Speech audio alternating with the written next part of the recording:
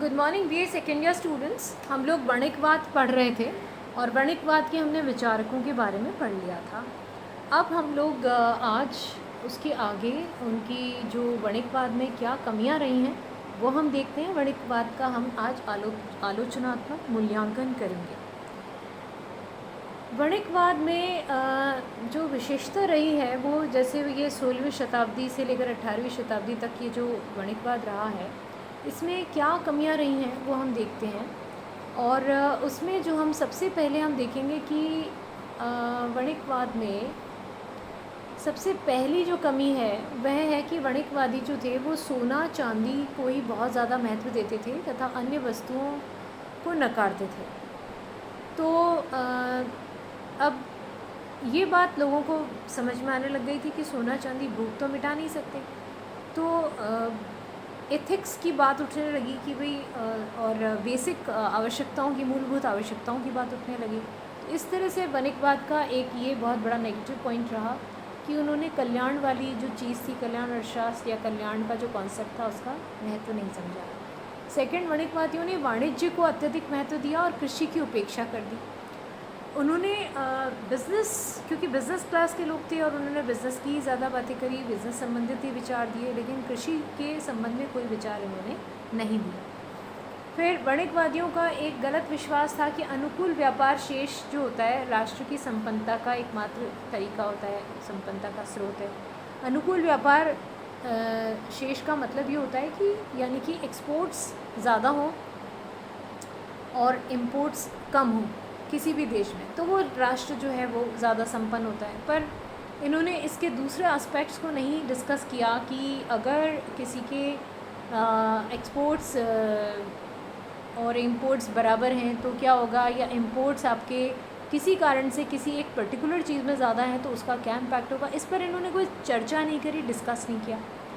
फिर इनका एक और प्रॉब्लम, इनका जो कमी बताई जाती है वो यह है कि प्रकृतिवाद के प्रभाव से संरक्षण एवं नियंत्रित अर्थव्यवस्था का जो वणिकवादी सिद्धांत था वह भी समाप्त हो गया था।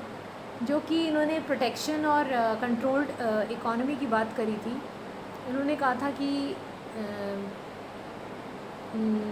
सरकार का यूँ एक तरीके से उन्होंने हस्तक्षेप बताया था और उन्होंने कहा था कि टैक्सेस होने चाहिए, कस्टम ड्यूटीज़ होनी चाहिए और अंतर्राष्ट्रीय और कंट्रोल्स होना चाहिए। तो वो प्रोटेक्शनिज़म जो था उसके कारण जो प्रकृतिवाद के प्रभाव से जो था वो वणिकवादी सिद्धांत में इस बात को लेकर के ये विवाद उठा कि प्रकृतिवाद ने इस चीज़ को हटाया सबसे पहले कि नहीं, संरक्षण की ज़रूरत नहीं होती। और प्रकृतिवादियों ने संरक्षण के स्थान पर मुक्त व्यापार और मुक्त अर्थव्यवस्था की कॉन्सेप्ट को लिया। पांचवा था कि वणिकवादियों ने सरकार को अनेक नियंत्रण लगाने की सलाह दी। लोग स्वतंत्रता छोड़ने के लिए तैयार थे, परिणाम स्वरूप वणिकवाद का पतन शुरू हो गया। तो वणिकवादियों ने सरकार को अनेक नियंत्रण लगाने की सलाह दे दी थी और लोग जो हैं वो स्वतंत्रता छोड़ने के लिए तैयार हो गए थे और उसके कारण वणिकवाद का जो है पतन शुरू हो गया था। तो ये मुख्य इसके रहे। और वणिकवाद को संकुचित राष्ट्रीयता पर आधारित कहा जाता है और विदेशी व्यापार का एक मात्र जो उद्देश्य था वो उपनिवेश स्थापित करके उनके शोषण तथा निर्यातों में वृद्धि व आयातों में कमी करके राजनीतिक शक्ति प्राप्त करना, यह उनका उन्होंने बताया था। तो उस समय विदेशी व्यापार जो था वो मित्रता का प्रतीक नहीं होकर शत्रुता एवं शोषण का प्रतीक होने लग गया था और वणिकवाद में लोक कल्याण के लिए कोई स्थान ही नहीं रह गया था। तो इसके अतः जो संपूर्ण जनता की जो समृद्धि की जो कामना जो होती है वह सब इसमें नहीं था और इस तरह से ये जो है वो क्रिटिसिज्म का वो होने लग गया था कि इसका क्रिटिसिज्म होने लगा था। और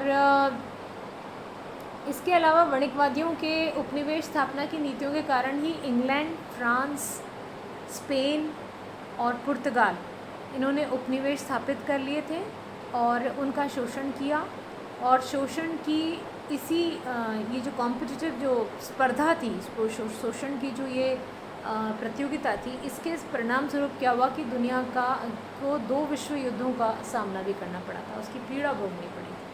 तो ये सारा देखने के बाद हम इसी बात पर आते हैं कि बेसिकली वणिकवाद में जो एथिक्स थे वही ख़त्म हो गए थे। उन्होंने बिज़नेस को कुछ ज़्यादा ही महत्व दे दिया था और इसमें कोई संदेह नहीं कि उन्होंने अपने विचारों में कई दोषपूर्ण सिद्धांत प्रस्तुत किए। फिर भी उन्होंने अपने लेखों में ऐसे आर्थिक तत्वों को स्पष्ट किया जिससे आगे अर्थशास्त्र के वैज्ञानिक विश्लेषण में काफ़ी सहायता प्राप्त होती है। जैसे विलियम पैटी, कैटिनर, डेविड ह्यूम, ये जो आदि के जो विचार हैं वो एडम स्मिथ के लिए एक बेसिकली एडम स्मिथ के भी चिंतन के लिए एक पथ प्रदर्शक बने, आधार बने।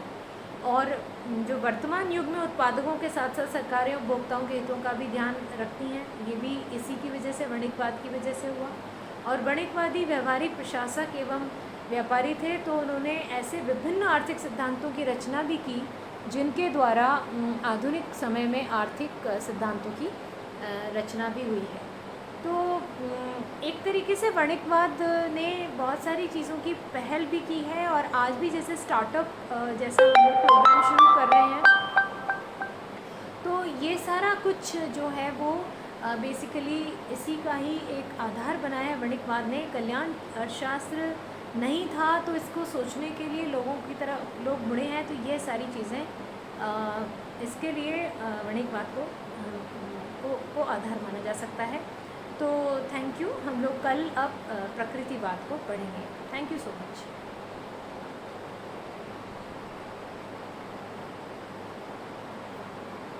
और स्टूडेंट्स, मैं एक चीज़ आप लोगों से और कह रही थी कि जो मैंने क्वेश्चन पेपर बनाए हैं, कृपया उनको करें। आप लोगों को मुझे रिप्लाई जल्दी देना है और इसमें दें ताकि हम लोग आगे देख सकें आपको कितना क्लियर हुआ है। Thank you so much.